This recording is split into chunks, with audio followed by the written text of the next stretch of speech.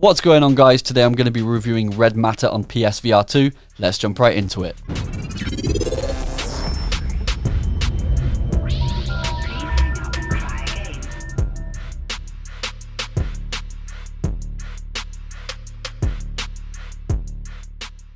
If you're like me and you probably saw everybody raving about this game, saying how incredible it was, you were probably left thinking, well, what in the hell is Red Matter?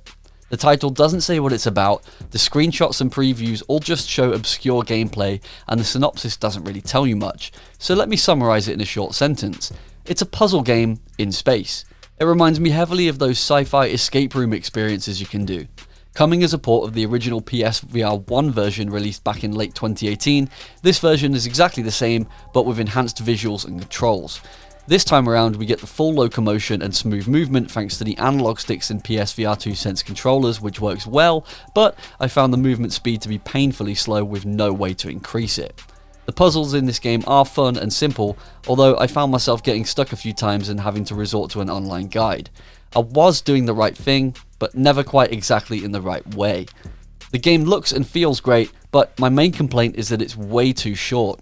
The whole experience is about 2 to 3 hours long and can be completed in 1 hour on a second playthrough. Another thing that struck me is there are no people or NPCs at all in the game. I felt alone and isolated the entire time, which was quite depressing, and I had to take the headset off 3 times just to get back to reality. Maybe it adds to the overall immersion of the game, but I feel like it was an odd choice to say the least. All dialogue is fed to you from an intercom or a robot that doesn't move, it just prints out sheets of paper that you have to translate with your scanner. One thing I will commend though is that the developer Vertical Robot has stated on their official Reddit account that the Eastern European looking text language that you see in the game is actually a made up fictional Soviet language, and they didn't actually use Russian, so the gamers wouldn't have an advantage in Russia.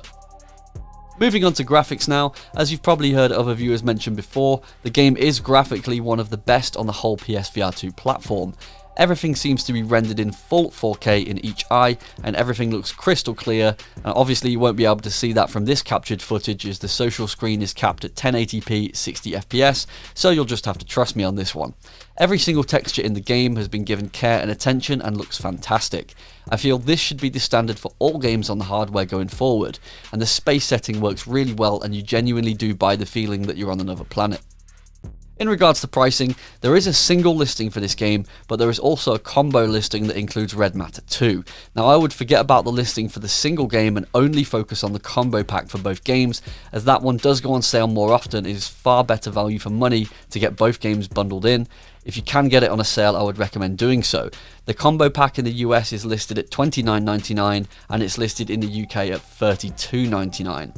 Now, as both titles have already been released for some time, as I said before, just wait for a sale, and the reason for that is they're painfully short, both of the games. The first one's about 2 to 3 hours long, and the second one I believe is 5 to 6 hours long, so definitely wait for a sale. Overall, this remastered version of Red Matter on PSVR2 is okay and has awesome graphics, but I wouldn't say it lives up to all the hype and critical acclaim it got when it was first launched. I wasn't blown away by it by any means as the other people seem to have been.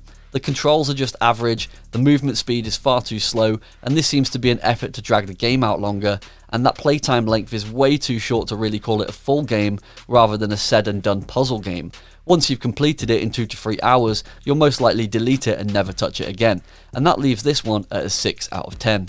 That's all for today, guys. I'm planning on reviewing Red Matter 2 in the future, so check out the channel for that one. See you in the next video.